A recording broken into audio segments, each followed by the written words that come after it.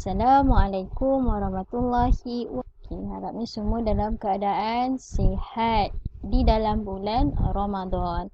Okey, tajuk kita hari ini ialah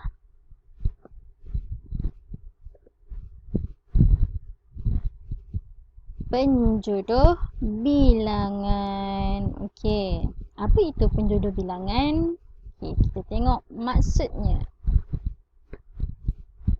Apa itu penjodoh bilangan? Iaitu kata nama yang menjadi pasangan kepada kata bilangan, iaitu sebagai penerang bentuk atau keadaan pada kata nama yang mengikutinya. Okey, secara ringkasnya, perkataan yang digunakan untuk membilang. Kita nak bilang sesuatu kata nama, benda ke, tumbuhan ke ataupun manusia, kita menggunakan penjodoh bilangan ini. Okey, apakah antara contoh-contohnya? Ini dia contoh-contoh penjodoh bilangan. Yang pertama, baris. Yang kedua, bilah. Yang ketiga, batang. Yang keempat, biji. Yang kelima, gulung. Yang keenam, kawan. Yang ketujuh, ketol. Dan yang terakhir, buah. Okey, setiap penjodoh bilangan ini ada kegunaannya. Ada kegunaan dan cara nak menggunakan dalam nak membilang sesuatu benda. Okey, kita tengok satu persatu. Okey, penggunaan penjodoh bilangan bagi baris. Okey, baris untuk kedudukan benda atau manusia yang berbaris. Bila kita tengok baris tu pun dah menunjukkan berbaris lah. Berbaris tu ialah dalam keadaan beratur, teratur. Contoh penggunaannya untuk kedai, pokok, rumah. Biasa macam contoh sekolah kita kan, berdekat semua sederet dengan kita adalah kedai. Itu kita panggil baris. Sama juga macam rumah. Rumah pun ada jiran kan, jiran depan, jiran belakang, tepi, kiri, kanan. Tu dia duduk berbaris. Sebaris dengan kita. Okey, contoh ayatnya. Sebaris kedai itu telah dicat dengan warna kuning. Tu baris yang Ustazah gariskan. Yang Ustazah warnakan ungu. Okey. Next. Okey, seterusnya jodoh bilangan bagi bilah. Okey, bilah ni menunjukkan benda yang tajam dan runcing. Runcing ni samalah, maksudnya tajam.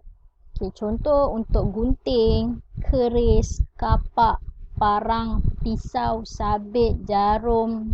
Benda-benda yang tajam kita menggunakan penjodoh bilangan bilah. Okey, contoh ayat. Salim membeli 3 bilah gunting dari kedai. 3 bilah. Okey, seterusnya penggunaan penjodoh bilangan bagi batang. Okey, batang menunjukkan benda yang panjang. Benda yang panjang. Contoh, galah, pensel, sungai, lilin. Okey, contoh ayat. Dia membeli sebatang pensel baru. Okey, awak tahu tak apa maksud se? Se ni maksudnya satu. Bila satu, kita gunakan satu bilangan tu kita gunakan se. Sebatang pensel baru. Okey, seterusnya biji. Biji menunjukkan benda kecil, bulat atau seakan-akan bulat. Contoh, cawan, bola, gelas, labu, apple. Dia sebenarnya banyak lagi contohnya, tapi ini adalah antaranya. Okay. Contoh ayatnya, Adira membeli 8 biji buah. 8 biji bola. Okey, seterusnya gulung. Gulung menunjukkan benda yang panjang dan bergulung. Contoh, filem, kertas, tikar. Yang biasa kita tengok dalam gulung-gulung tu, kita panggil ia segulung ke. Contoh ayat, ibu membentang 2 gulung tikar pada hari raya. Okey, seterusnya kawan, kumpulan haiwan yang bergerak dalam kumpulan. Kawan ni kita guna untuk haiwan yang bergerak secara beramai-ramai. Contoh lebah, kambing, burung. Okey, contoh ayat, sekawan lebah hinggap pada bunga itu. Okey, seterusnya ketul. Ketul, benda yang berketul dan padu. Benda yang berketul lah.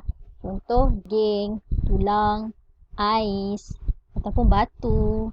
Okey, contoh ayat, Azfar memasukkan beberapa ketul ais ke dalam minumannya. Okey, dan yang terakhir, buah. Benda besar dan padu yang tidak mempunyai bentuk yang tertentu. Contoh kereta, rumah, buku, mesin, taman. Okay, contoh ayat, pemuda itu ada 2 buah kereta. Okey. Okay, inilah dia antara penggunaan penjodoh bilangan untuk membilang sesuatu kata nama. Kata nama tu yang saya pernah terangkan, benda, manusia, tumbuhan dan sebagainya. Okey, itu sahaja daripada Ustazah. Harapnya kamu dapat faham dan ingat 10 contoh penjodoh bilangan ini. Sebenarnya banyak, tapi ini adalah asas yang biasa kita dengar.